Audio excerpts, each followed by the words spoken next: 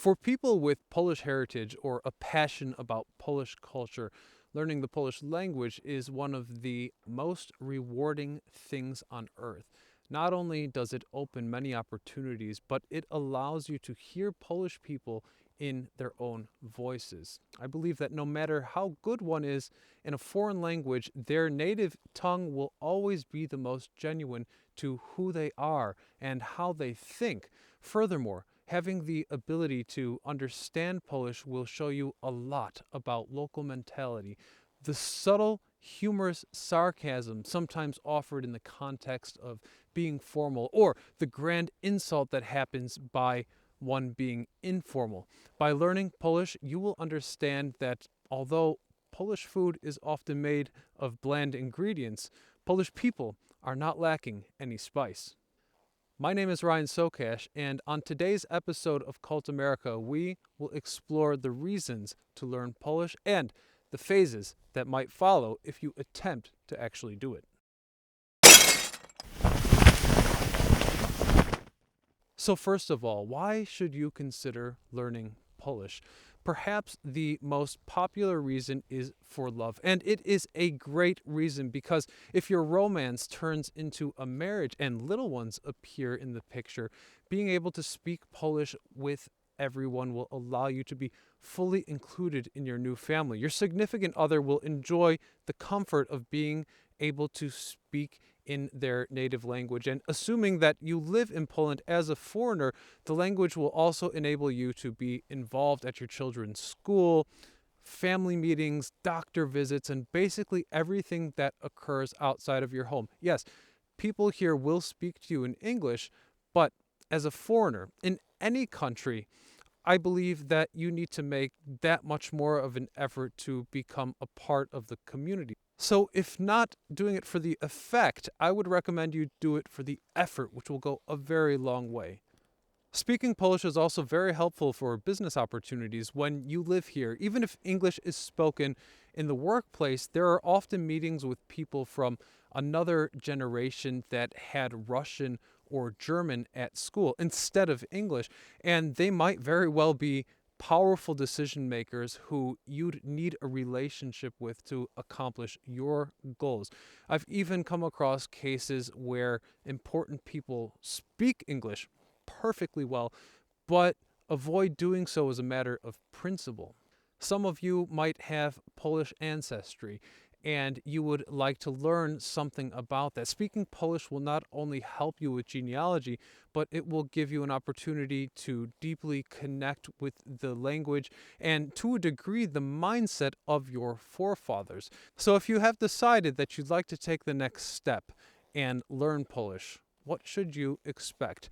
I'll give you some advice based on my own experience. The first thing, before you even start, you need to know that for most people who have learned the language, most people who I know, foreigners that learn Polish, it is one of the hardest things that they have ever done. And in a world of instant gratification, where you have to work on something for years, you might feel discouraged. From my own case, when I was learning Polish, I did so in secrecy because it seemed like an unachievable dream.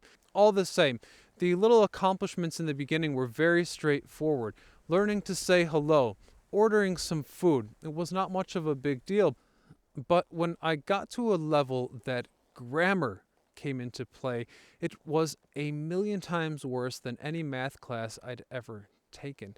The most discouraging fact comes from the simple sentiment that with languages, there's no calculator.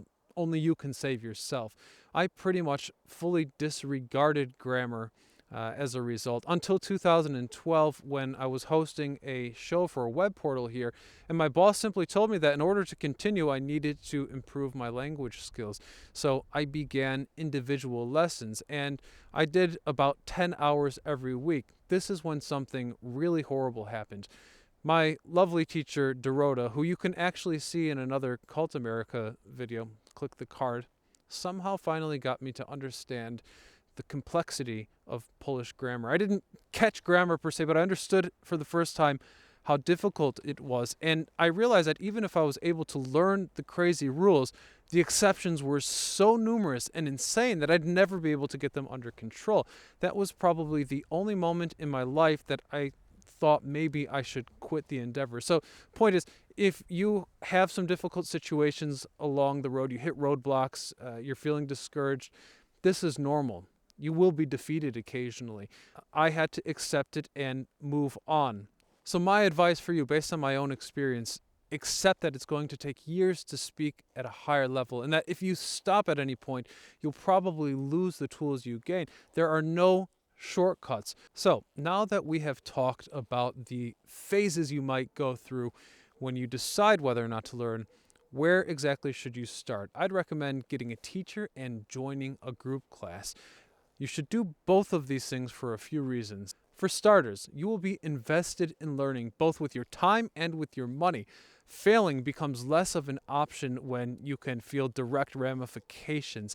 The group lessons are great because there's social pressure to do well, and you will learn from the examples of your classmates who will be in the exact same situation as you, complemented by the individual lessons which are going to cater to your needs. The intensity will mean that progress will begin to show almost immediately. But the quest does not end there. You should also consider submerging yourself into Polish music and movies. Outside of active learning, this will help you become familiar with the general essence of the language. You can do this by creating a Spotify playlist of Polish music or watch Polish productions on HBO or Netflix, some of which are actually pretty cool. I find that by doing this, new words actually naturally occur to me from time to time.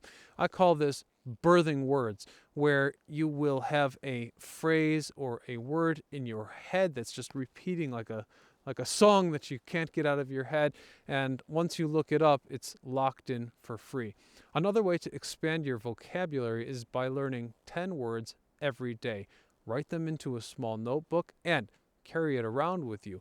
10 words per day can add up to over 300 words per month and 3,600 words per year. Apparently, most native speakers only use about 10,000 words in their own language, so if you keep this up for 3 years, you'll be home free. Now that we have the theoretical part of the equation in place, I want to talk about the practical side, and in my opinion, the most important area that you can focus on if you want to see fast results. The good news is that it's all really very straightforward.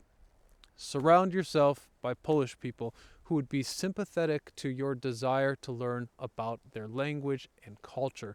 Even if they don't speak Polish with you, you will inevitably hear them speak their own language to their friends, to their family, or even their pets. You might be lucky enough to attend a wedding with them, and even if the Polish wedding is in the United States, for example, you will learn a lot about the culture from that experience. Polish people are everywhere. I've even found them in Alaska, and they tend to be rather approachable. So the point is easy enough. Just get in touch, make new friends. Actually, when I lived in Chicago, I was so crazy about this that I'd approach Polish people on the street and I'd try speaking Polish with them. For sure, they probably thought that I was crazy.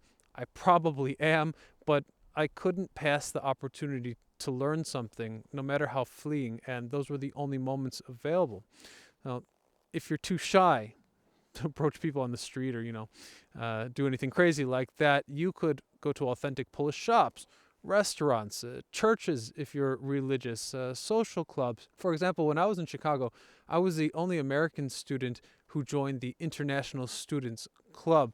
They were nice enough to have me, but I did it so that I could meet people from other countries. And in fact, I made a Polish friend who told me about the band T-Love all the way back in 2001.